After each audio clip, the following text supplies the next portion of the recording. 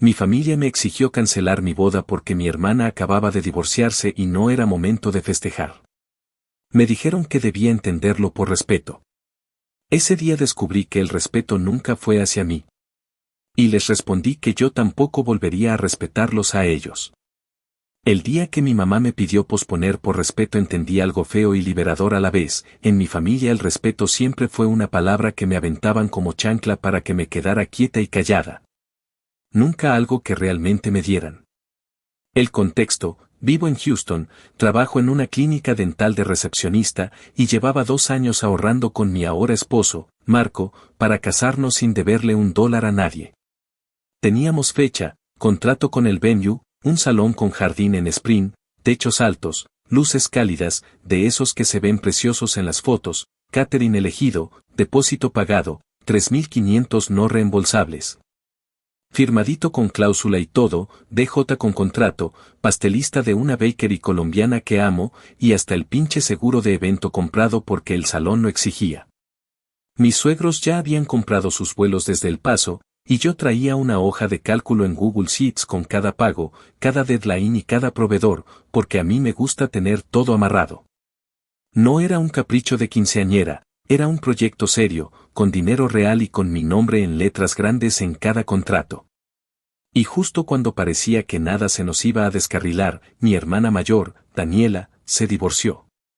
Su ex, un güero llamado Travis que siempre me cayó como patada por mamón, se largó con una compañera del gimnasio, una instructora de cycling que sube reels motivacionales con frases tipo si quieres, puedes. Daniela se vino abajo, obvio. Lloró, se mudó de vuelta con mis papás, dejó de trabajar un rato y se la pasaba entre el sillón, el vino barato de H.E.B. y sesiones de terapia que mi mamá presumía como si ella misma las pagara. Spoiler. Yo le hice sella a mi mamá 2 veces para ayudar, y ni gracias. El ambiente familiar se puso espeso, como cuando dejas el frijol en la lumbre y se pega, silencios largos, miradas de perro apaleado hacia Daniela. Y hacia mí esa cosa pasivo-agresiva que siempre han manejado cuando no hago lo que debería. Una semana después del divorcio, mi mamá me mandó un audio al chat La Familia con su voz de misa de 12. Dijo que el domingo hiciéramos una plática tranquila en la casa. Ya desde ahí me olió a pedo. Llegué con una caja de donas de Shipley para no llegar con las manos vacías, y me recibió el olor a fabuloso y caldo de pollo. El televisor tenía Univisión en mute, la abuela rezaba con un rosario como si yo hubiera asesinado a alguien y el perro, Rocky, me movió la cola pero mi papá ni se paró del sillón. En la mesa del comedor estaban mis de dates boca abajo, como si diera vergüenza tenerlos a la vista. Daniela traía la cara hinchada de llorar, una sudadera vieja de Travis, la muy genia, y una copa de vino a las 11:30 de la mañana. Me senté, dejé las donas y todavía no terminaba de quitarme la chamarra cuando mi mamá soltó la frase, que lo correcto, por respeto a la situación de tu hermana, es posponer la boda, que no es momento de estar en festejos. Me quedé viendo a mi mamá con esa cara de neta. Intenté que no se me notara la rabia pero me calenté de inmediato. Le pregunté que qué significaba posponer, 1 mes, 6 meses, 1 año. ¿Hasta que Daniela estuviera bien? ¿Cuál era el plan, exactamente? Mi papá, con su voz de juez de condado, añadió que las familias decentes no tiran cohetes cuando una hija está en duelo, que era simple decencia. La abuela remató que no tientes a Dios, que esas son cosas que él ve mal. Y Daniela, con un suspiro de mártir, dijo que si yo tuviera tantita empatía entendería que no está para ver vestidos blancos, ramos y vatos prometiendo amor eterno cuando el suyo se le murió en las manos. Así, sin anestesia, el libreto completo de culpa empaquetado en la palabra mágica, respeto. Respiré y me puse en modo práctico, porque si algo me salva cuando me arrinconan es aferrarme a los hechos. Les expliqué que teníamos contratos, depósitos no reembolsables, fechas bloqueadas, permisos del condado y 1 millón de detalles que no son un pastelito que cambias para el próximo sábado. Les dije que no estamos pidiendo dinero, que de ellos solo esperábamos presencia y, con suerte, un abrazo que no vuela a juicio. Mi mamá respondió con ese tonito que detesto, como quien te regaña por no llevar suéter, dijo: el dinero va y viene, mija, pero el respeto se queda. No mamen. El dinero va y viene para quien tiene sobra, para mí y para Marco cada cheque es un Tetris. Yo no estaba hablando de lujo, estaba hablando de no perder miles de dólares solo porque mi familia decidió que todas las tragedias se curan con que yo me haga chiquita. Le pregunté a mi papá, sin sarcasmo, que si yo fuera la divorciada y Daniela la que se casara, ¿también cancelarían su boda? Se hizo un silencio de esos de hielo. Mi papá se tomó su tiempo, carraspeó y soltó una de esas diplomacias que son puñal, cada caso es distinto. O sea, no. Porque Daniela siempre fue la princesa, la intocable, la que si truena un dedo le traen agua. Yo, la hija que resuelve. La que se acomoda. La que pospone. La que entiende. La que por respeto se ajusta. Me acordé de tantas, mi graduación de high school a la que llegaron tarde porque el tráfico, mi cumpleaños 25 que se convirtió en domingo de carne para Daniela y Travis. Incluso el día que me quitaron las muelas del juicio y mi mamá me dejó en la sala de espera porque la abuela necesitaba ir a la tienda. Respeto mis huevos. Siempre fue logística para que yo no estorbara. Cuando vi que aquello iba en serio, que no era un berrinche de 5 minutos, intenté una última cosa, propuse que quien no se sintiera con ánimo no fuera. Punto. Nadie obligado. Mi boda iba a seguir, y si necesitaban un espacio para cuidar a Daniela, que lo tuvieran, yo podía enviarle flores. Pagarle otra sesión de terapia y hasta cambiar la mesa principal para que no la bombardeáramos con discursos cursis. Mi mamá dijo que eso divide a la familia. Daniela, con la voz más filosa, soltó que si yo sigo con mi caprichito, ella nunca me lo va a perdonar. Qué conveniente, su dolor convertido en arma para controlar mi vida. Me ardió, lo admito. No porque me asuste su nunca, sino porque me di cuenta de que para ellas mi felicidad tiene que pedir permiso. Así que ahí fue cuando se me salió lo que siempre me contuve. Les dije que no voy a cancelar ni madres. Que para mí no es un evento, es mi boda, la vida que estoy construyendo, y que si para estar unidas tengo que destruir lo que yo quiero, entonces no me interesa ese tipo de unión. Les dije, sí, con grosería y todo, que respeto nunca me han tenido ustedes, que solo lo usan para callarme, y que no esperen que yo les tenga respeto cuando lo único que piden es obediencia ciega. Mi papá se puso rojo, la abuela apretó el rosario como si yo fuera el diablo, y mi mamá me dijo que si yo cruzaba esa puerta así, no contara con su apoyo. ¿Qué apoyo?, pensé. No han pagado nada de la boda. Lo único que habían ofrecido era ver si cubrían las flores de la iglesia, ni confirmaron, y tal vez el arreglo del vestido, que al final yo pagué porque mi costurera no trabaja con promesas. Marco y yo nos hemos partido el lomo con horas extra, con fines de semana completos haciendo DoorDash para completar los depósitos. Y ahora quieren que, por respeto, tiremos todo a la basura.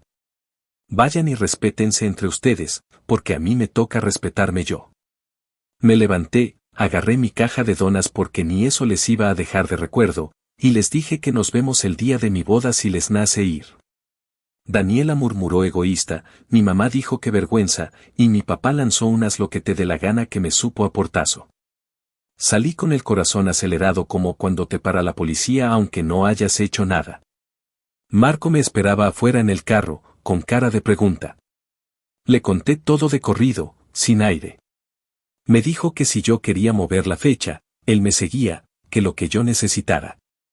Le respondí que no voy a vivir mi vida pidiendo permiso ni aplazando mi alegría para que a otros les cuadre.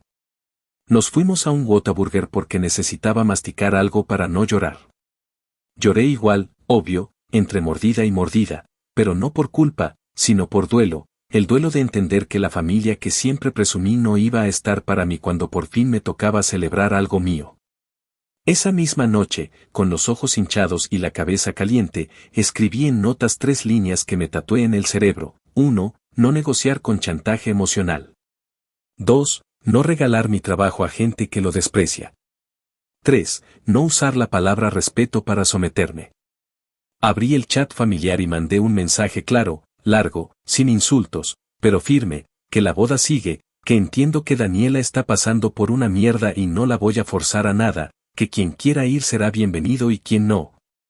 También puse la ubicación, la hora, el dress code, y cerré con un os quiero, pero me quiero más a mí. Al minuto, la abuela mandó un Dios te bendiga y te ilumine que se siente como a ver si recapacitas. Mi papá dejó un ok, con punto final como sentencia, y Daniela, media hora después, envió un párrafo entero diciendo que ojalá nunca tengas que sentir lo que yo siento y alguien te lo refriegue en la cara con una boda de mierda. No respondí. Mi mamá me llamó y no contesté. Apagué el teléfono porque, si lo dejaba encendido, iba a caer en el juego de explicar y ya no estoy para explicaciones a quienes no se quieren enterar. Dormí mal, con el estómago apretado, pero con la sensación extraña de haber hecho lo único decente conmigo misma, elegirme. Y sí, me dolió cerrarle la puerta en la cara a esa versión mía que siempre estuvo dispuesta a ser la buena hija, la que se sacrifica para que las aguas estén tranquilas. Pero ese domingo entendí que no hay paz verdadera cuando la consigues tragándote tu felicidad. Si eso me convierte en la mala del cuento en mi casa, ni modo. Prefiero ser la villana que vive su vida, que la santa que vive la vida que otros le asignan. Y lo digo con todas sus letras, para que quede clarito, ese día les respondí que yo tampoco volvería a respetarlos a ellos, al menos no esa versión torcida de respeto con la que me han controlado toda la vida. Aquí empieza mi historia, y aunque el precio sea alto, también lo será la lección. Y sí, para los que preguntan por la venganza, no es de película con sangre y cuchillos, es más cabrona, más cotidiana y más efectiva. Ya llegará. Por ahora, necesitaba contarles cómo rayos me empujaron al borde, y cómo aprendí a no caerme. Actualización 1. Han pasado ya 2 semanas desde aquella reunión en la sala de mis papás donde se armó el desmadre y todavía tengo el estómago revuelto cuando pienso en todo lo que dijeron. Al final decidí no buscar a nadie, me mantuve en silencio porque sentía que cualquier cosa que escribiera sería usada en mi contra. Pensé que si no daba pie a la confrontación, tal vez el enojo de todos se iba a enfriar. Pero no, lo que pasó fue lo contrario, me hicieron el vacío. El chat familiar, que siempre estaba repleto de memes malos, fotos de la abuela en la iglesia y cadenas de oraciones, de pronto me apareció en gris, sin notificaciones. Cuando me metí a revisar, me di cuenta de que mi mamá me había sacado. Ni un aviso, ni una explicación, solo ya no estaba ahí. Mi papá ni siquiera me buscó, y Daniela, en lugar de una llamada, me mandó un texto larguísimo que todavía tengo guardado, como una especie de recordatorio de lo bajo que puede caer alguien. Era un mensaje lleno de acusaciones, que yo la estaba apuñalando en su peor momento, que mi egoísmo era tal que prefería un pinche vestido blanco que su estabilidad emocional, que ella nunca me iba a perdonar y que, si seguía adelante con la boda, para ella yo dejaba de ser su hermana. Lo terminé de leer con las manos temblando, como si hubiera tocado hielo, porque sabía que esa herida no era nada más del divorcio, sino un resentimiento acumulado que yo ni siquiera había notado. Después de ese mensaje, me quedé horas viendo la pantalla del celular, con esa duda cruel de si responder o dejar que se perdiera en el vacío. Quise escribirle que estaba exagerando, que no era contra ella, que no todo gira alrededor de su dolor, pero me mordí los dedos. Si contestaba, solo iba a abrir más espacio para que me destrozara. Cerré el teléfono, lo tiré en la mesa y me senté en el sillón con Marco, que me abrazó en silencio. Me quedé pensando en todo lo que me estaba costando este momento, no solo era el dinero, no solo era la ilusión, también era la relación con la gente que se supone debía quererme incondicionalmente. Y lo que sentí no fue culpa, fue un tipo de tristeza mezclada con rabia, porque entendí que no había opción correcta. Si cancelaba la boda, iba a traicionarme a mí misma, si seguía con ella, me iba a convertir en la mala del cuento para toda la familia. Así que elegí cargar con ese papel de villana, porque al menos esa villana iba a tener algo suyo, algo construido con amor y con esfuerzo real, no con apariencias. En medio de todo esto, la única persona que me buscó fue mi tía Laura, la hermana menor de mi mamá. Ella siempre ha sido medio rebelde, la oveja negra de la familia, la que se divorció joven y vive sola en un apartamento lleno de plantas y gatos.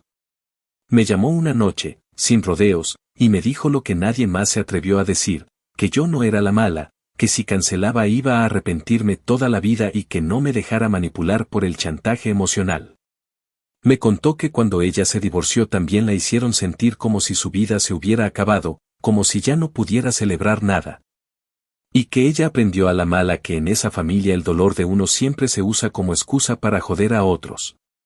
Sus palabras me dieron un poco de paz, como si alguien de sangre me estuviera diciendo que no estaba loca, que no era egoísta. Mientras tanto, en mi trabajo, he tenido que fingir normalidad. Mis compañeras me preguntan cosas de la boda, de los colores de las flores, de si ya escogí la música para el primer baile, y yo sonrío y contesto. Pero por dentro estoy llena de dudas y de ese miedo constante de que el día llegue y yo esté sola. No sola del todo, porque Marco y mis amigos están, pero sola en el sentido de no tener a mis papás, a mi hermana, a esa estructura que se supone debía estar ahí. Y sin embargo, entre esa angustia, siento un alivio raro, como si de pronto me hubiera quitado un peso que siempre traía encima sin darme cuenta. No tener que darles cuentas, no tener que pedirles permiso, no tener que cargar con su aprobación, me deja respirar. He empezado a imaginar la boda no como ese día perfecto de revista donde todo brilla y las familias se abrazan felices, sino como una celebración chiquita pero real con la gente que sí quiere estar. Mis amigos ya me dijeron que ellos se van a encargar de llenar la pista de baile, que si falta gente de mi familia no me preocupe porque ellos se van a encargar de hacer bulto. Marco insiste en que con que estemos él y yo, es suficiente. Y aunque todavía me duele aceptar que mis papás tal vez no estarán ahí para verme caminar hacia el altar, también me doy cuenta de que nunca estuvieron tan presentes como yo pensé. En estos días me he sentado varias veces frente a las tarjetas de invitación que tengo guardadas en una caja. Las saco, las repaso, leo los nombres de la gente que invité, y pienso en cómo la mitad de mi familia probablemente no aparecerá. En lugar de tristeza absoluta, siento una especie de claridad. Como cuando limpias un cuarto y te das cuenta de cuántas cosas estaban estorbando. Esa limpieza duele, pero también abre espacio para lo nuevo. Y sé que apenas empieza el verdadero desmadre, porque la boda sigue en pie y el silencio de mi familia no se siente como indiferencia, se siente como amenaza. Pero estoy lista. Al final, me digo una y otra vez que prefiero llorar por su ausencia que llorar por mi propia cobardía. Esa es la actualización hasta ahora, 2 semanas de vacío, de mensajes hirientes, de familia que desaparece, pero también de un descubrimiento importante. Tal vez por primera vez en mi vida, me estoy eligiendo a mí misma por encima de lo que ellos esperan de mí. Y aunque me tiemble todo el cuerpo de miedo, hay algo dentro de mí que sabe que esa decisión, por más dolorosa, es la correcta. Actualización 2. Un mes después de aquel silencio helado, la fecha que yo me negaba a mover llegó sin pedir permiso y, aunque me había preparado mentalmente para todo. La mañana de la boda me despertó con el corazón golpeándome el pecho y una calma rara que parecía prestada. La noche anterior dejé cada cosa en su lugar como si acomodara soldados, el vestido colgado en la puerta del closet dentro de la funda plástica, los zapatos con las plantillas nuevas. Los aretes que me prestó mi tía Laura sobre una toalla para que no se me resbalaran, un neceser con curitas, Advil, hilo dental, toallitas. Y mi carpeta con todos los contratos impresos por si el salón o el catering se ponían al pedo con alguna letra chiquita. A las 8 llegó la maquillista, una chicana buenísima para los ojos ahumados que me soltó un hoy no lloras por nadie que no te haya elegido, mija mientras me encrespaba las pestañas y me contaba chismes de otras novias. Yo asentí, me reí por educación, pero por dentro estaba revisando listas, confirmar con el DJ la canción de entrada, mandar el selle final al fotógrafo. Verificar que el certificado del seguro del evento estuviera en el correo del venue. Avisar a la coordinadora del salón que íbamos a usar el jardín para las fotos del atardecer porque ese árbol con luces era lo único que yo había querido desde la primera visita. A las 9:30 sonó el teléfono y era la panadería, que ya venía en camino con el pastel. 3 pisos blancos con flores comestibles color vino y una capa de arequipe delgadita que pedí como guiño a mi antojo de todos los domingos, confirmé la entrega y colgué. El nudo en la garganta me apretó cuando abrí el cajón donde guardaba lo civil, la licencia de matrimonio de Harris County. Ese papel que fuimos a sacar con Marco 3 semanas antes y que me recordó que en Texas hay que esperar 72 horas antes de usarlo, lo toqué un segundo como talismán, respiré hondo y le di un beso ridículo a la esquina. Hoy se firmaba. Hoy pasara lo que pasara, ese papel se llenaba con nuestras firmas y con la de Raúl, nuestro amigo que se ordenó por internet con Universal Life Church solo para oficiar, porque a la mierda, si la familia no iba a estar. La familia elegida si podía pronunciarlos declaró. Llegamos al salón en sprint a mediodía, con el sol pegando duro y un vientecito que movía los manteles como si fueran respiraciones. La coordinadora, una güera de sonrisa perfecta que se llama Brooke, me llevó al Bridal Suite y me mostró la pista ya montada, el arco con flores que yo pagué en efectivo para ahorrarme el fee de tarjeta. Las mesas con servilletas color terracota que combinaban con las velas, y ese árbol enorme con lucecitas por el que me endeudé emocionalmente desde que lo vi, todo estaba como lo quería, limpio, ordenado. Como una promesa buena. Fui mesa por mesa sin tocar mucho, solo para comprobar que los escort cards estaban bien y que, donde antes estaban los lugares con los apellidos de mi familia, ahora había nombres de amigos y los papás de mis amigas que han sido más papás conmigo que el mío.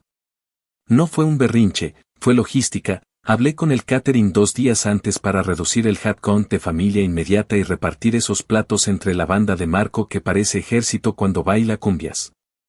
Me cobraron una penalidad por el cambio tardío y me tragué el coraje pensando que ese dinero era el precio exacto de mi paz.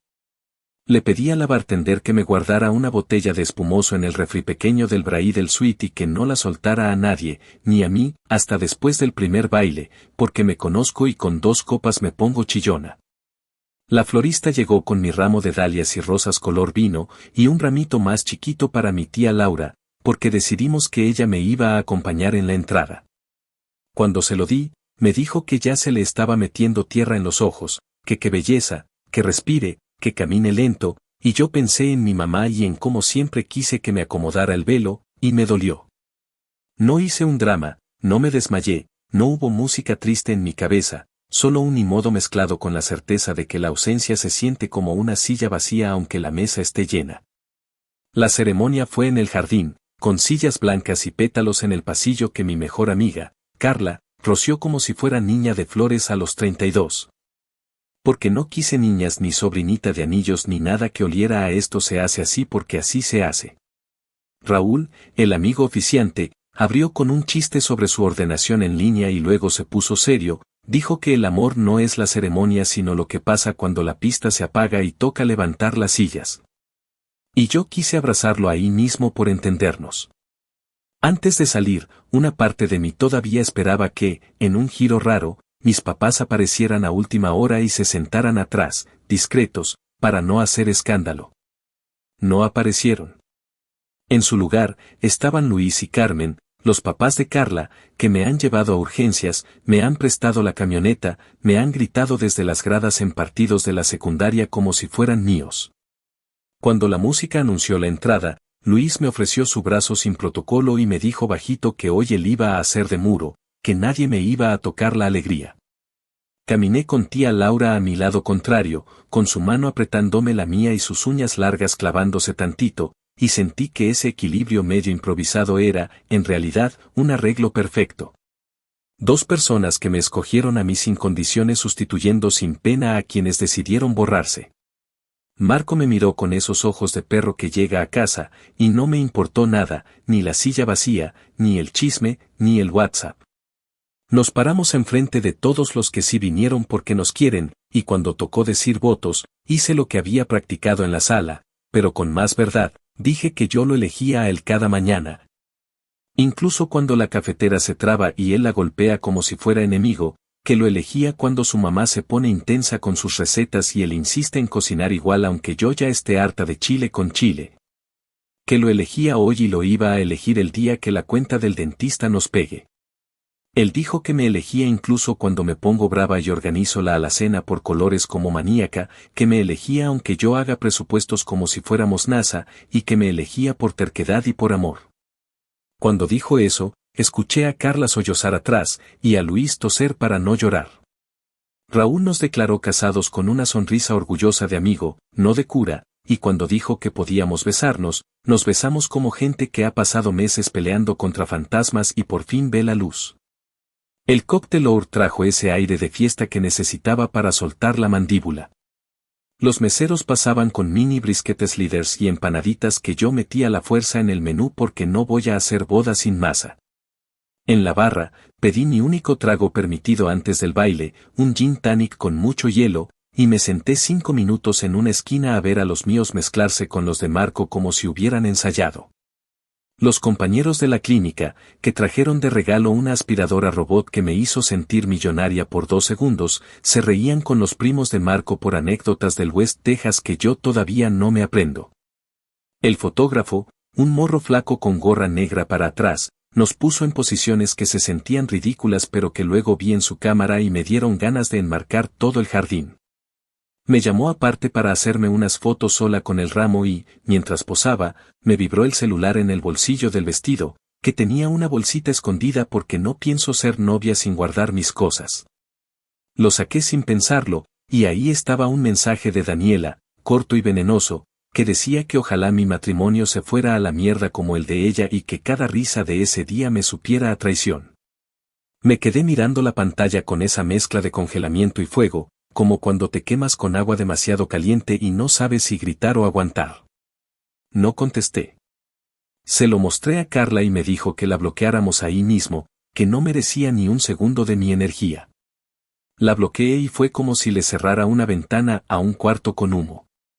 Guardé el teléfono, me sacudí el veneno y regresé a la fiesta, porque si algo tenía claro era que nadie me iba a robar el puto día que había peleado por tener.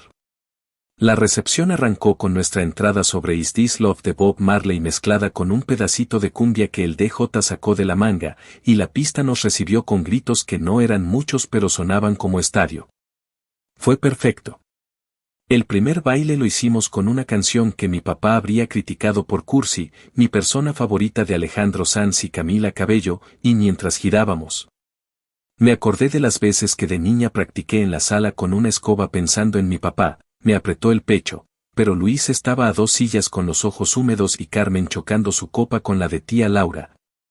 Y decidí que no iba a llorar por ausentes cuando tenía presentes que valían oro.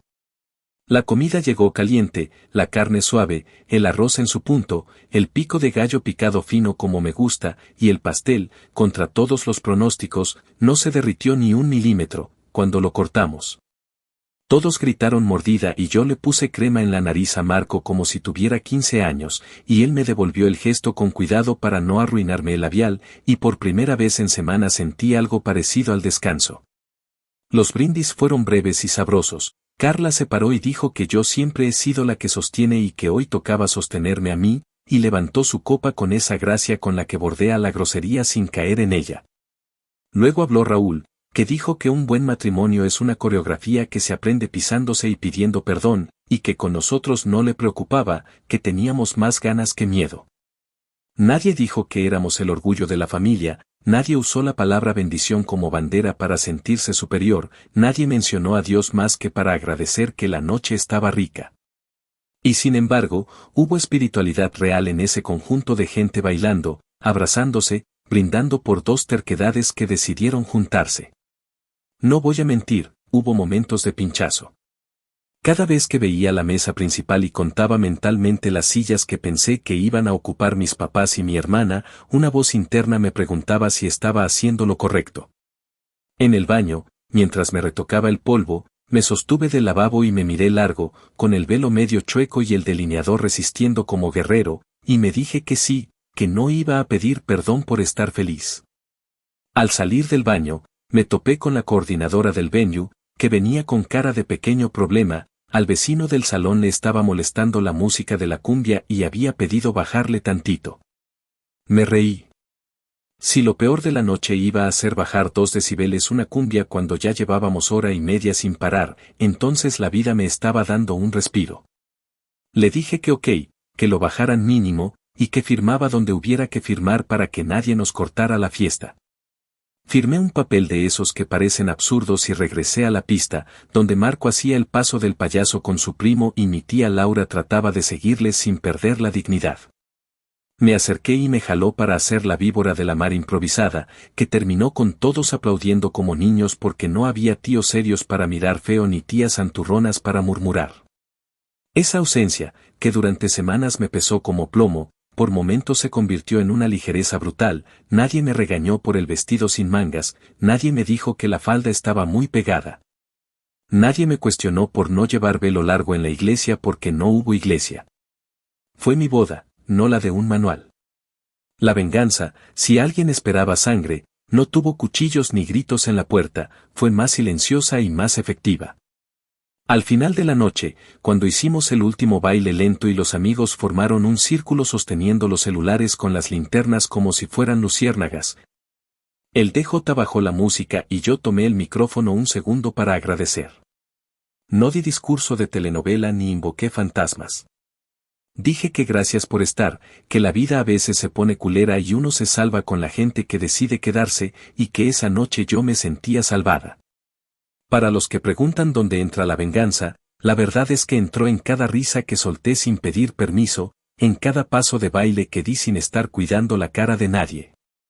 En cada foto donde salgo con los hombros abajo porque no estaba esperando el regaño invisible. La venganza fue llenar con mis elegidos las sillas que otros dejaron vacías y demostrarme que no me moría sin su aprobación. Cerramos la cuenta con Brooke a las 11:59, como habíamos firmado, sin multas ni drama, con una propina justa a los meseros que se portaron como cracks. Y nos fuimos con una caja de tubo llena de brisket y pastel porque a los novios siempre se les olvida comer. En el carro, con el vestido subido hasta las rodillas y los pies descalzos, me reí como loca. Marco me miró y me dijo que ahora sí, por fin, ya nadie podía desinvitarme de mi propia vida. Y yo pensé que tal vez eso era todo, una noche para sellar que, aunque duela, uno puede elegir su felicidad y ponerle cerrojo a la puerta para que no se la roben. Actualización 3. 6 meses después de la boda, cuando la vida empezaba a encontrar su propio ritmo y yo me estaba acostumbrando a un silencio raro en mi entorno familiar, me llegó lo que jamás hubiera esperado, un mensaje de mi mamá. No fue una felicitación tardía, ni una disculpa disfrazada de consejo, fue un mensaje cargado de necesidad y disfrazado de nostalgia. Decía que me extrañaba, que extrañaba a su hija buena, la que siempre estaba dispuesta a ayudar, y que la casa se había vuelto un infierno porque Daniela se había mudado con ella tras el divorcio. Me lo pintó como si fuera un campo de batalla. Discusiones a gritos en la cocina, Daniela encerrada por horas en el cuarto tomando vino barato y viendo series de juicios en Netflix. Cuentas de la luz disparadas por el aire acondicionado encendido todo el día, y mi papá durmiendo en el sillón para evitar enfrentamientos.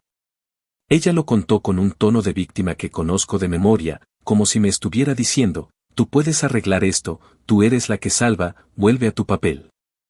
Mientras leía ese mensaje me di cuenta de que nada había cambiado, que para ellos yo siempre iba a ser la solución de emergencias, el par de manos extra, la que pone dinero aunque apenas lo junte, la que carga culpas que no son suyas. Me pedía que fuera a verlas, que hablara con Daniela para tranquilizarla, que hiciera de puente entre todos porque supuestamente yo soy la que mantiene la familia unida. También me pidió, casi como si fuera un detalle menor, que si podía ayudar con algo de dinero, porque según ella se estaban gastando muchísimo en la terapia de mi hermana y ya no les alcanzaba. El descaro me dejó fría, mi hermana, la misma que me mandó un mensaje de odio el día de mi boda, ahora era motivo para que yo pagara cuentas. Me tomó varios días decidir si contestarle o no. Caminaba por la casa con el teléfono en la mano, abría el mensaje y lo volvía a cerrar, como si pesara toneladas. Tenía a Marco encima diciéndome que no debía nada, que no cayera en el mismo patrón de siempre, y aún así me sentía tentada a responder porque la costumbre de obedecer es como un reflejo que tarda en apagarse. Al final, un jueves por la noche, le escribí de la forma más clara que pude, le dije que yo ya no era esa hija que resolvía todo. Que había decidido ponerme límites y que si Daniela necesitaba terapia era su problema y el de ella, no mío. También le aclaré que no iba a mandar dinero porque mis gastos y mis metas no podían ponerse en pausa cada vez que alguien más decidía hundirse. Fue duro escribirlo, pero cuando lo mandé sentí como si por fin hubiera cerrado una puerta que llevaba años entreabierta, dejando pasar corrientes de culpa y manipulación. La respuesta no tardó mucho en llegar, aunque era evidente que no venía de mi mamá sola. Era un mensaje largo, lleno de frases que reconocí como propias de mi papá y hasta de mi abuela, hablaban de la sangre que llama, de las hijas que olvidan sus raíces, del respeto que se perdió cuando empezaste a creerte más que nosotros. Me acusaron de ser egoísta, de abandonarlos en el peor momento, de convertirme en una extraña.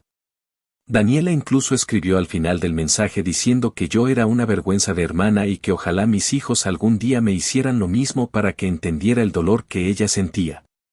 Ese remate me atravesó, porque me hizo ver que ya no había vuelta atrás, mi hermana me había puesto en el lugar de enemiga y no tenía intención de sacarme de ahí.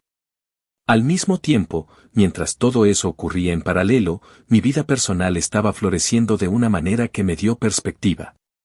Marco y yo habíamos empezado a ahorrar para comprar una casa, nos habíamos sentado con un asesor financiero en un Starbucks de la 45, con las carpetas llenas de papeles, y hablamos de créditos, de tasas de interés, de presupuestos reales. Estábamos construyendo algo sólido, paso a paso, mientras mi familia se consumía en su propio drama. Esa comparación era inevitable. Mientras allá se desgastaban con gritos y exigencias, acá estábamos levantando algo nuestro, sin pedirle permiso a nadie. Las pocas veces que pensé en presentarme de sorpresa en casa de mis papás para hablar cara a cara, recordé la escena de mi boda, las sillas vacías, los mensajes llenos de odio, y se me borraban las ganas. Comprendí que si volvía iba a ser únicamente para reforzar el papel de salvadora, y ya no estaba dispuesta a cargar ese disfraz. El día que Daniela me escribió directamente por WhatsApp, sin rodeos, para pedirme dinero porque según ella la terapia es cara y no me quieren dar más sesiones y no pago. Fue la confirmación de que no había aprendido nada y que solo quería arrastrarme con ella.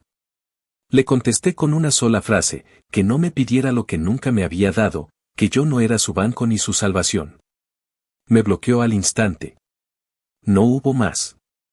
Lo curioso es que, lejos de sentirme rota por esas palabras y esas rupturas, empecé a experimentar un tipo de paz que no conocía. Es cierto, duele ver cómo la gente que debería estar cerca se convierte en extraño, pero también libera. Dejó de pesarme el que dirán, dejó de importarme si me veían como la egoísta, y empecé a disfrutar lo que estaba frente a mí, las cenas improvisadas con Marco en la terraza de nuestro departamento. Las risas con mis amigos que se volvieron familia, los planes para nuestra futura casa. Era como si hubiera salido de un cuarto oscuro y apenas estaba entendiendo lo grande que era el aire libre. 6 meses después de la boda, mi mamá volvió a aparecer en mi vida no como madre, sino como recordatorio de lo que nunca tuve, una familia dispuesta a respetar mis límites. Y yo, al contestarle con claridad y negarme a caer en la misma red, confirmé que la venganza que empecé el día que no cancelé mi boda seguía viva, no en gritos ni en peleas, sino en la firmeza de decir que no. No a la manipulación, no a cargar con lo que no me corresponde, no a perderme para que otros se sientan mejor.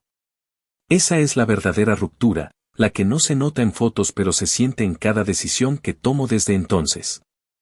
Actualización 4. Un año después de la boda, cuando ya podía contar mi vida por ciclos de pago de la hipoteca en lugar de por broncas con mi familia, el papel que me asignaron se consolidó sin debate, soy la villana oficial. Me enteré por los caminos torcidos de siempre, por la tía que no se le da guardar la boca y por una prima que trabaja con la comadre de la vecina de mi mamá y que, por puro deporte, me manda pantallazos. En las sobremesas de los domingos, donde antes discutían recetas y chismes de Univisión, ahora me dedican el menú entero, que me casé arriba de un cadáver, así le dicen al divorcio de mi hermana. Con esa poesía barata que se gastan, que abandoné a mi madre en su batalla más dura, que me echo aire yo sola porque me creí gringa independiente. Lo más divertido, si le pillas el humor negro, es que cuentan la historia como si ellos hubieran financiado hasta las servilletas y yo, malagradecida, los hubieras corrido de su propia inversión. Cuando alguien con 2 dedos de frente les recuerda que no pagaron un centavo, cambian de libreto y dicen que no es por dinero, es por principios. Yo, desde mi casa nueva, a veces me río y a veces me arde, pero nunca vuelvo a explicar nada, aprendí que la explicación se convierte en soga cuando la entregas a quien está ansioso por colgarte. La casa llegó después de un tour que bien pudo ser reality barato, sábados enteros viendo salas con olor a humedad, cocinas con backsplash que gritaba 1997. Cuartos con alfombra peluda que parecía haber criado una colonia de misterios, y agentes que te venden sueños con sonrisa de catálogo mientras tú haces cuentas con los ojos. Empezamos por lo básico, precalificación con la Credit Union donde tengo mi cuenta de toda la vida, les mandamos talones de cheque, W2, estados de cuenta y cartas de explicación para todo. Hasta para ese depósito raro de DoorDash de un fin de semana que hicimos para sacar el enganche.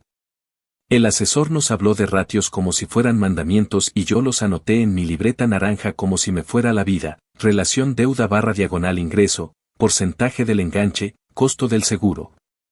Impuestos de propiedad que en Harris County no perdonan a nadie, y ese monstruo llamado Joa que cobra por mirarte. Con la carta de preaprobación en la mano, salimos a cazar.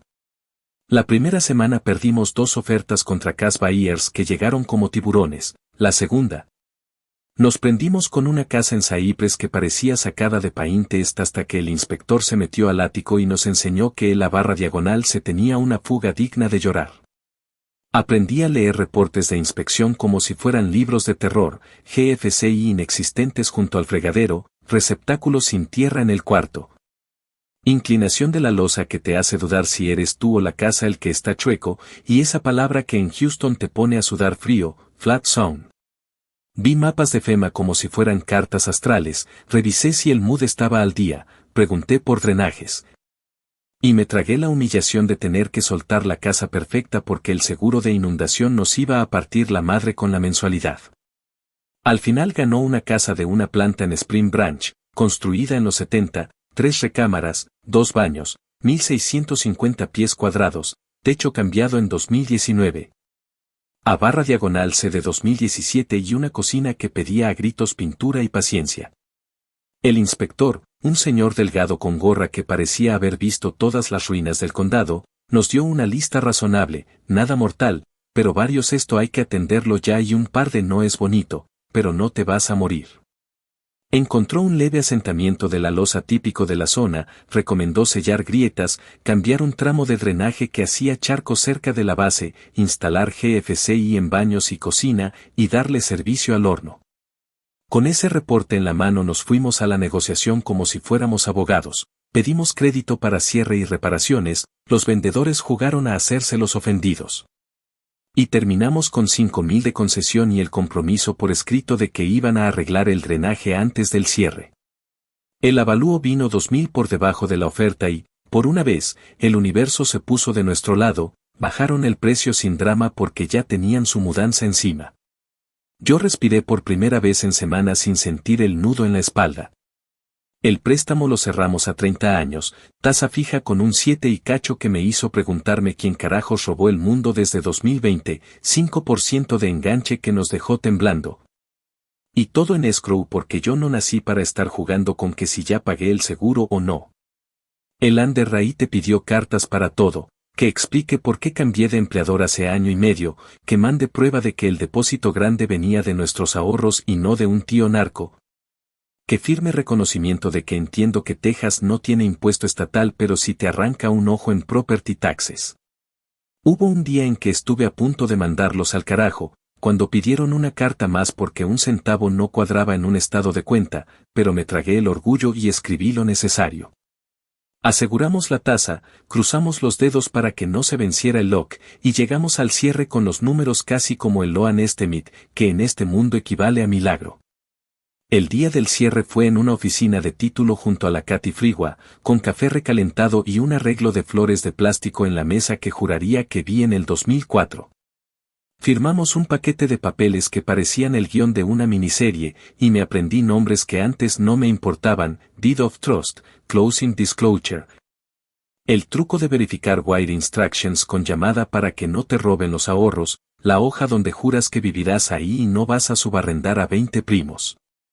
La notaria era una señora con uñas rojas que llevaba el timbre como pistola, y cada vez que estampaba hacía un sonido que me sonaba a sello de libertad.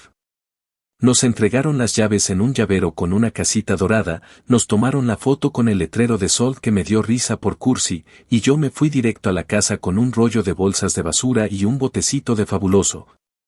Porque así soy, antes de llorar, trapeo. Esa noche dormimos en un colchón inflable en medio de la sala, comimos pizza de caja y, entre bocado y bocado, miré las paredes color cáscara de huevo y pensé que, carajo. Por fin había un lugar del que yo era dueña aunque fuera con el banco respirándome en la nuca. La mudanza fue un desfile de Home Depot y Facebook Marketplace. Me aprendí de memoria los pasillos del de Bingley y me hice amiga de un señor en la sección de pintura que me enseñó a usar rodillos sin dejar marcas. Cambiamos cerraduras el primer día porque no pienso vivir con copias de llave flotando por ahí, instalamos una cámara en la puerta por si los piratas de Porsche se ponen creativos.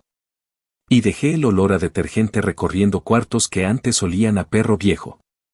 El agua fue un circo con el Mood, la luz la puse con Reliant, el gas con Centerpoint, y para internet tuve que escoger entre jurar fidelidad a AT&T Fiber o vender el alma a Xfinity.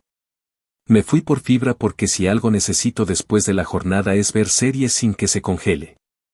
Planté una bugambilia en el patio trasero con mi tía Laura, que llegó con guantes y una botella de Gatorade como si fuéramos a cruzar el desierto, y al terminar me abrazó y dijo que esta casa iba a haber cosas bonitas. Que no dejara entrar la mierda.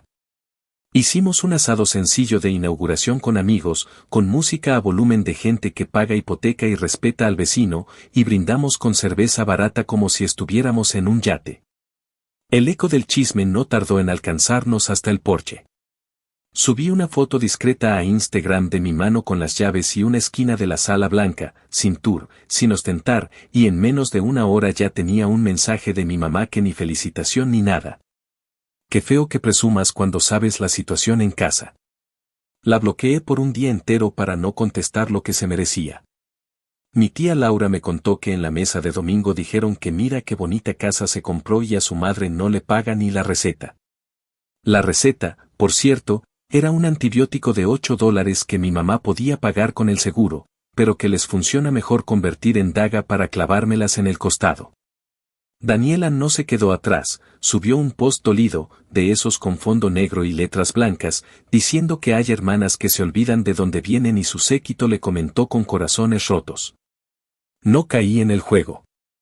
Me guardé el celular en el cajón de la cocina junto a los paños y me fui a lijar la puerta del closet como terapia.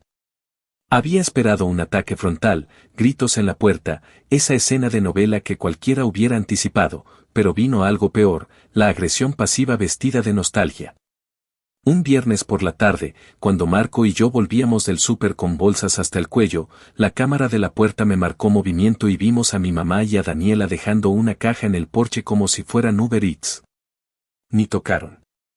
Dejaron la caja, miraron alrededor, y se fueron. Adentro había fotos de mi primera comunión, mi diploma de la secundaria, un par de playeras viejas de torneos, y una muñeca rota que mi abuela guardó años para que algún día se arregle. Encima, una nota, para que te acuerdes de dónde vienes. Me hervía la sangre. Quise subir una historia quemándolas, decirles que yo me acuerdo perfecto de dónde vengo y precisamente por eso no quiero volver a vivir ahí, pero me contuve. Levanté la caja, saqué las fotos que me importaban y el resto lo dejé en el garaje para decidir qué hacer con ese reciclaje emocional cuando no estuviera con ganas de prenderle fuego. Llamarla solo habría abierto la puerta al mismo monólogo, la mala soy yo, ustedes los santos sufrientes. Me negué a ese teatro. Mientras peleaban mi reputación en su tribunal de plástico, yo peleaba otra cosa que sí importa, un hogar sólido. Aprendí a leer estados de cuenta de escrow, a revisar el ajuste de impuestos para que la mensualidad no se disparara por sorpresa, y presenté la Homestead Exemption apenas abrió el portal del condado en enero. Con esa satisfacción pequeña y poderosa de quien por fin deja de pagar renta para pagar por algo que un día será suyo del todo. Cuando llegó la primera carta del JOA por colocar la parrilla en la parte delantera del patio, la moví sin hacer corajes, porque aunque odie que me digan qué hacer en mi propia casa, entendí que la paz a veces es elegir tus batallas. Pinté la cocina de un blanco que refleja la luz como si fuera otra ventana, arreglé el grifo que goteaba, colgué 3 cuadros que me recuerdan la boda sin caer en santuario. Y cada tornillo que apreté se sintió como un clavo más en la tapa del ataúd donde entierro la necesidad de que me aplaudan en casa ajena. Hubo un intento de desembarco. Daniela me escribió por primera vez en meses, no para felicitar ni para pedir perdón. sino para decir que necesitaba un lugar temporal porque en casa de mi mamá ya no se puede y que con 3 semanas en mi guest room se reacomodaba.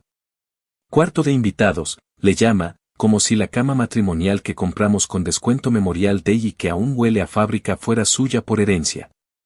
Le contesté con la claridad que me costó años conquistar, no. Le dije que no iba a convertir mi casa en campo de batalla, que no iba a jugar a la rehabilitación sin su compromiso, que aquí no entraba el vino barato ni entraban gritos a las 2 de la mañana. Y que en mi casa las reglas las pongo yo. Montó en cólera, me llamó cruel, me dijo que yo iba a entender cuando tenga hijos y te saquen en cara cada centavo, y me colgó como si me hubiera probado algo. Yo colgué otra cosa, un letrero invisible en la puerta que dice que aquí no se negocian los límites. Me dolió porque soy humana, porque hay un pedazo de mí que todavía recuerda a mi hermana antes de convertirse en un pozo de rencor, pero la compasión sin límites te deja sin casa, sin alma y sin respeto. La venganza, esa palabra que muchos se imaginan con platos fríos y planes maquiavélicos, se volvió mi pan de cada día en forma de rutina sana. Despertar en una casa donde nadie exige que minimice mi alegría. Pagar mis cuentas sabiendo que cada dólar se traduce en algo tangible. Sentarme con Marco en la mesa de la cocina a organizar la semana, pelear por tonterías de esponjas o de quien dejó abierto el cereal, pedir perdón, arreglar, seguir. Hacer una carne un sábado e invitar a los amigos que me acompañaron cuando nadie más estuvo. Ver a Luis y Carmen llegar con una ensalada enorme y a mi tía Laura poner música mientras dice que el diablo no entra donde hay risas. Sembrar cilantro en una maceta y emocionarme cuando sale la primera hojita como si fuera un milagro. Recibir al señor Nuyen, el vecino, con su pastel de bienvenida y escucharlo contar que lleva 30 años en la cuadra y que aquí la gente se cuida. Sentirme parte de algo sin tener que traicionarme. Esa es la clase de revancha que te cambia la postura, te endereza el cuello, te baja los hombros, te enseña a decir no sin temblar. Cuando me llegan ecos de las difamaciones de los domingos, cuando sé que la abuela reza por mi endurecimiento del corazón y mi mamá practica un discurso para cuando regrese arrepentida, no gasto saliva. Algunas noches, ya en la cama, la cabeza me juega la mala pasada de imaginar una reconciliación bonita, todos en mi sala, pidiendo perdón de verdad y no con esa condescendencia de borrón y cuenta nueva. Luego me acuerdo de la caja en el porche, de las sillas vacías en mi boda, de las cartas pidiéndome dinero como si yo fuera cajero automático, y me vuelve a entrar el aire. Me juro a mí misma que esta casa no se llena de miedo ni de chantaje, que no se pospone la vida para acomodar el drama de nadie, y que el apellido no es boleto de entrada si vienes con veneno en la lengua. Un año después, mi familia me ve como la bruja, y yo les digo que sí, que soy la bruja que aprendió a cuidarse, que cocina en su caldero lo que quiere, que prende su propio fuego y que no pide cerillas prestadas. Y si su castigo es verme feliz cada vez que pasan por mi calle, entonces que miren bien, porque aquí pienso quedarme. Actualización final. 3 años después de la boda, la vida me puso en el lugar que más me daba miedo y al mismo tiempo en el que más soñaba estar, me convertí en madre. No fue un proceso sencillo ni mucho menos planeado con precisión, porque durante meses estuvimos intentando y la espera se volvió un vaivén de ilusiones. Pruebas negativas y noches largas en las que me preguntaba si de verdad lo lograríamos. Cuando por fin vi las 2 rayitas en la prueba de embarazo, estaba sola en el baño de la casa, con el corazón acelerado y un nudo en la garganta. Llamé a Marco con la voz temblorosa, le enseñé la prueba aún húmeda y él, sin decir palabra, me abrazó tan fuerte que sentí que esa imagen se iba a tatuar en mí para siempre. Supimos en ese momento que todo cambiaba. Y lo que cambió no fue solo la casa ni nuestras rutinas, fue también la claridad brutal de quién podía estar cerca y quién no. Desde ese instante tuve claro que, si mis padres o mi hermana aparecían de nuevo con su veneno disfrazado de afecto, no los iba a dejar entrar en la vida de mi hija. El embarazo fue una montaña rusa, náuseas, cansancio extremo, controles médicos, y al mismo tiempo esa emoción absurda de escuchar un corazón que no es el tuyo latiendo dentro de ti. Cada ultrasonido era un recordatorio de que estaba creando algo completamente mío, algo que no podía ser contaminado por las dinámicas tóxicas que cargué toda la vida. Yo quería que mi hija creciera sabiendo que su madre había tenido el valor de poner límites, que aprendiera desde el primer día que la familia se elige tanto como se hereda. En cada consulta, mientras escuchaba a la doctora enumerar los cambios en mi cuerpo, pensaba en cómo iba a blindar a mi hija de todo aquello que me hizo sentir menos. De todas esas frases que me tiraron como piedras cuando yo apenas aprendía a caminar por la vida. Y esa idea se volvió mi motor. Dar vida significaba también cortar con lo que había sido un ciclo de abandono disfrazado de tradición.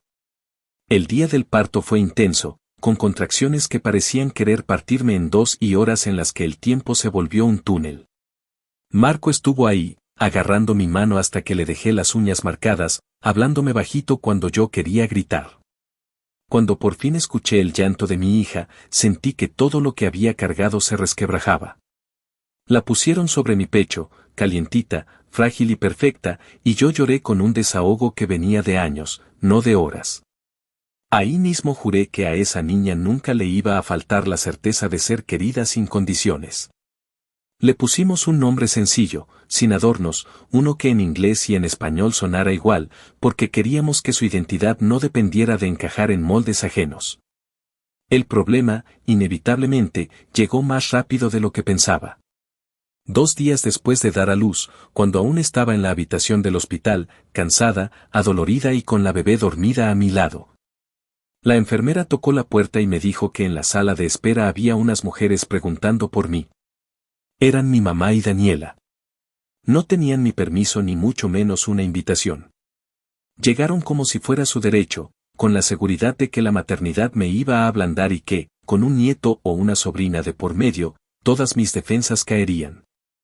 Me hervía la sangre nada más de imaginarlas ahí afuera, listas para entrar a invadir un momento que no les pertenecía. La enfermera, con esa mezcla de profesionalismo y compasión, me preguntó si quería que las dejara pasar. Yo, sin pensarlo 2 veces, le dije que no. No fue un no tímido, fue un no rotundo, un no cargado de toda la historia detrás, un no que salió desde el mismo lugar donde juré proteger a mi hija. Le pedí que, si insistían, les dijera que no tenían autorización, que se retiraran, y que no quería más interrupciones. Me quedé un rato sentada, mirando a mi hija, con lágrimas cayéndome de la cara, no por duda sino por la fuerza de la decisión. Sabía que, si las dejaba entrar, iba a abrir la puerta a chantajes, a fotografías convertidas en moneda de cambio, a ahora sí somos familia que nunca significaron nada cuando yo lo necesité. Decidí que ese círculo no iba a repetirse con mi hija. Y en ese momento lo entendí, la venganza no estaba en gritarles ni en echarles en cara cada ausencia, estaba en construir una vida a la que ellos no tuvieran acceso. Era el tipo de venganza que duele en silencio, porque no se trata de castigar con violencia, sino de negarles lo único que siempre buscaron controlar, el acceso a mi felicidad. Los mensajes comenzaron esa misma noche.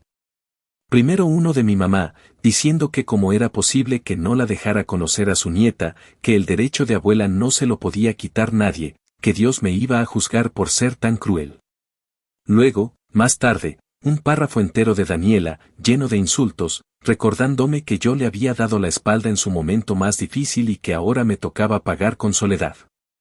La ironía me sacó una carcajada amarga, yo no estaba sola, estaba con mi hija, con Marco, con la familia que elegí y que nunca me pidió sacrificarme para ser aceptada. No contesté ninguno de esos mensajes. Guardé el teléfono en el cajón de la mesita del hospital y me dediqué a aprender cómo sostener a una recién nacida sin que se me resbalara, cómo cambiar pañales sin que me ganara la desesperación, cómo ser madre sin manual pero con instinto. Los días siguientes fueron un recordatorio de que la decisión que tomé era dura pero necesaria. Recibí llamadas que no contesté, mensajes que no abrí, y comentarios indirectos en redes sociales que me pintaban como monstruo. Hablaron de mí en diminutivos despectivos, dijeron que mi hija algún día se iba a dar cuenta de la madre que tenía, que la estaba privando de su verdadera familia. Lo dejaron claro, para ellos, yo nunca iba a ser más que la hija rebelde que arruinó la armonía, y ahora la madre egoísta que rompe vínculos. Pero a cada palabra venenosa yo la contrarrestaba con algo real, ver a mi hija dormir plácida sobre mi pecho, escuchar a Marco cantarle canciones inventadas mientras la mecía. Recibir visitas de amigos que llegaron con comida, pañales y brazos dispuestos a ayudar de verdad. Ahí estaba la familia, en los actos, no en los apellidos. Hoy, 3 años después de haber defendido mi boda contra todos, me miro y entiendo la magnitud de lo que hice. No me quedé atrapada en su guión. No me doblegué para mantener unida una familia que solo se mantenía unida si yo me sacrificaba. Les cerré la puerta en el momento en que más me necesitaban, no por crueldad sino porque entendí que siempre que yo los necesité, nunca estuvieron.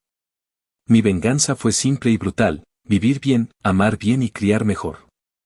No darles acceso a mi hija fue la forma definitiva de cortar con el ciclo.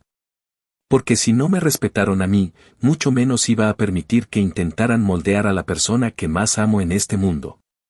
Cuando cargo a mi hija y siento sus manitas aferradas a mi cuello, me doy cuenta de que hice lo correcto. A veces pienso en el futuro, en el día que ella me pregunte por sus abuelos o por su tía, y sé que le voy a contar la verdad, sin adornos, sin culpas. Le diré que yo elegí protegerla, que yo elegí la paz aunque eso significara ser vista como la villana. Porque a diferencia de lo que me hicieron a mí, yo jamás voy a disfrazar de respeto lo que en realidad es control. Y cuando la veo reír, cuando la escucho balbucear palabras torpes, sé que ahí está mi verdadera victoria: rompí con lo que me rompió, y esa es la venganza más completa que jamás podría haber planeado.